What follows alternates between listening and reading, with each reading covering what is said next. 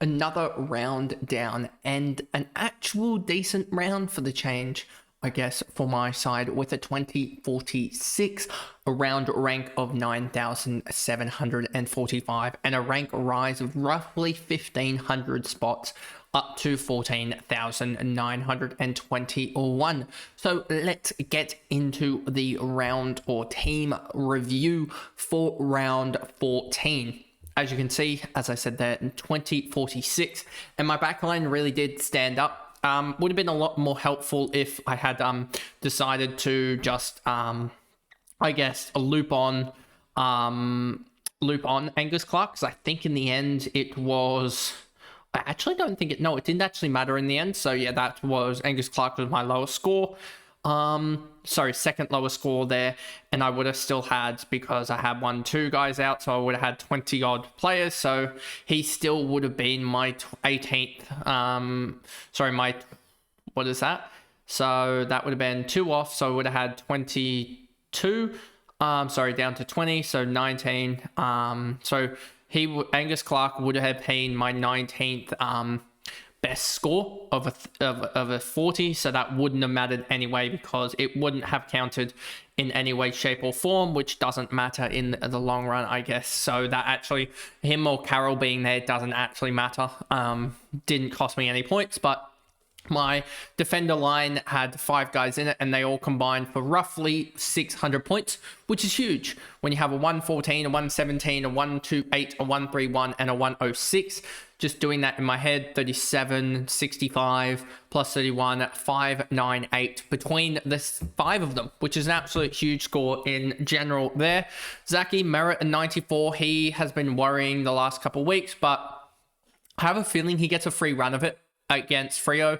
I was trying to look at the Essendon midfield and really, their sort of injuries, and really trying to figure out how many more weeks until they sort of get their real side back, and they don't have to be sort of debuting guys and everything in between and putting Merritt half back, etc. But with Durham out, it feels like Merritt could get a really clean run of it, and obviously does have the bye in round 16, which could be a movable point, I would say, as well, because I could potentially move him, potentially like a McAuliffe and someone else to 2 primos, etc. Like I could do that, because McCarthy is just on the table there at that point.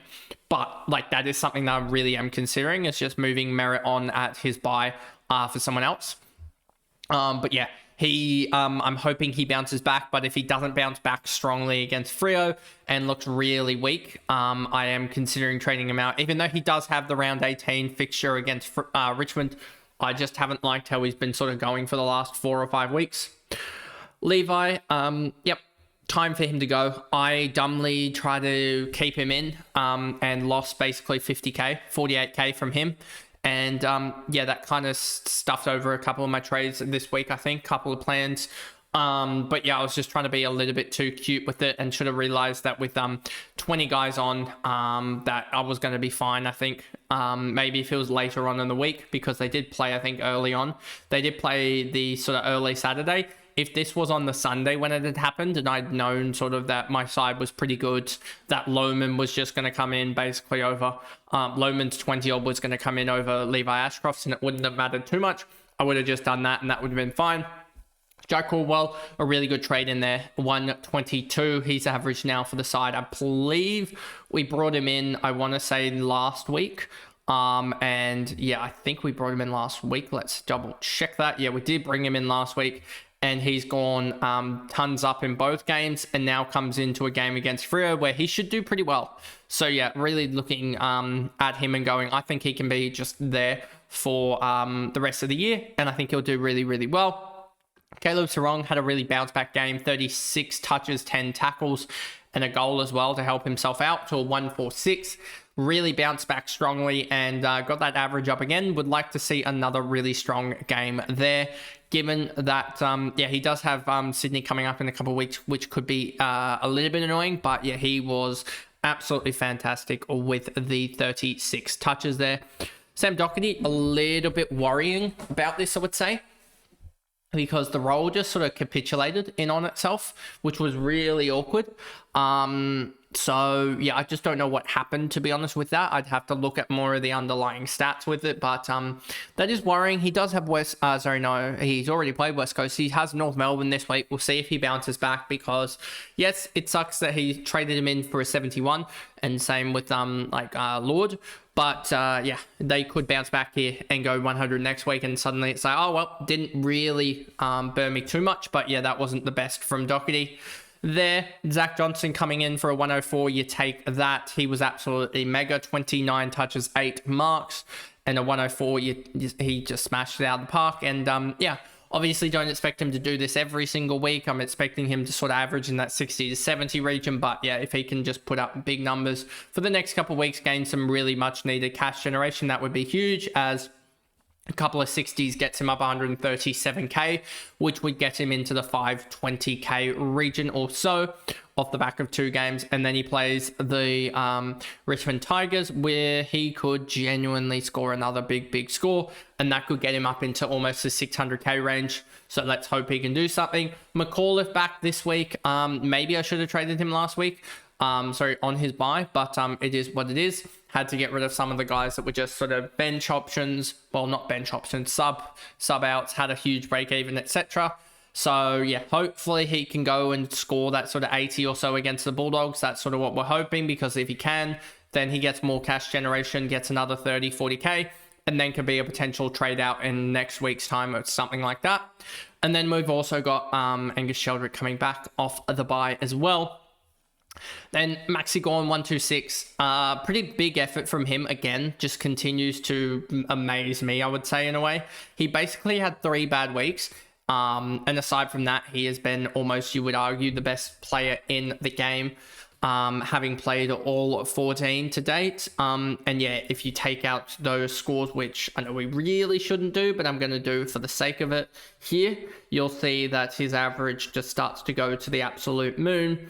It was 242, take that out of 1633, gets you 1,391, divide that by 11, and you get him averaging 126.4 outside of this 3-game run that he had against North, Gold Coast Suns, and also the Geelong Cats.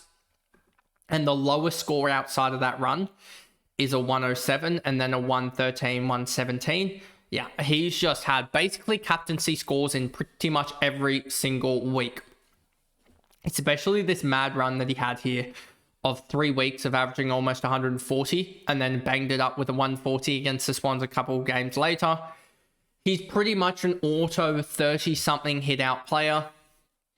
Add in a couple of tackles per game, add in sort of 6 to 7 marks per game at least, most likely here, and then add in also the chance of him getting 20 plus touches. So if you basically count that together, 20 plus touches is going to be 40 points. Add in the hit outs there, that's already 80 points. Add in the marks of 5 plus marks, that's 95. Add in the tackles, and you're already looking at a conservative 103, 105 already. And he can kick goals. He's obviously been horrific in front of the sticks, and that's the thing. If he was to kick goals, like he's 2 goals 12 or 13, if he was to kick goals, we'd be looking at a guy that's averaging 121, 122, and in that run also averaging somewhere close to around about 130, 131. But it is what it is there. Cherry had a down game, 93 against the dual rucks. Guess it kind of worked installing his influence. But yeah, he just, in the end, couldn't really get that monster score. Didn't really get the disposals, I would say. In the end, only 3 kicks, which is probably the way that he would have scored well. And then Boyd didn't play. Bailey Smith obviously was going to take the 136 that he scored and double it from the VC. 41 touches is mega, 7 marks as well. Doesn't even have to tackle that much to get a huge score. If he tackled as well, that could have been a 160. Would have loved his ball use to be better for the Supercoach side of it, but again, job done. Matt Kennedy, he's really proved to be that really anti-pod for, I guess, the pod pick against Bont in the last couple of weeks. I know Bont is pretty damn cheap now, I'm pretty sure, if we just go to Bont, and we get basically another week of Bont having a high break, even 149 against Richmond. There's a chance in next week, like I was even just thinking about it logically, there's a chance next week that I go Merritt and also 2 600k guys up to Bont and Butters. And then, yeah, like that is Bont, Butters, and also McCarthy, if I can work it out. Because, yeah, Bontempelli, 978k with a huge break even. I don't expect him to get to that break even. He'll probably run it close. And then you've got Butters as well at 921k having the Swans game. I don't expect him to go outlandish against the Swans. Opposition stats, he averages 84 against us. I'm pretty sure his last 3 isn't ridiculous. I'm hoping that he can, in the end, get to around about that 100 or so score, get to around about that 920, and then it will be, hopefully, I'm hoping, I don't know what McCarthy is sort of priced at. I hope it's like 280. McCarthy is priced at 293k. So yeah, I'm hoping that I can get basically 293 plus 920 plus 960k.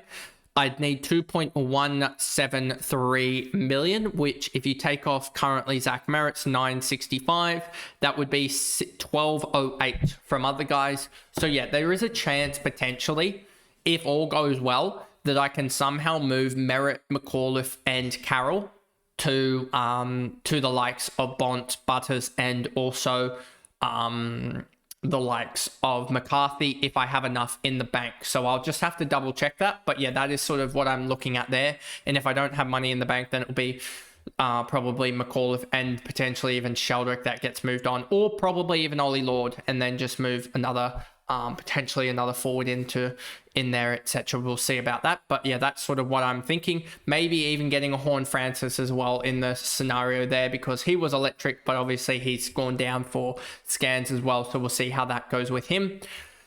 But yeah, that pretty much is the video there. Obviously, the front forward line wasn't that good this one. McRae came back and had like 75% tog, 72% tog. I expect him to get better. Petrarca was tagged out of it, 17 touches, 7 tackles.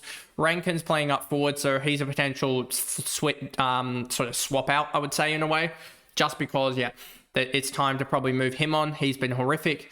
And then you've also got Cooper Lord, who we took a stab on him. And I'm hoping that he can gain some cash against North Melbourne, else he could be a potential trade out as well. But that pretty much is the video there, going through the fantasy team for round 14 and how they went, and sort of my future plans as well. But anyway, if you guys did enjoy that video, remember to like and subscribe, turn the notification bell on so you know when I upload, and I will see you guys in the Supercoach video later as well. Bye guys.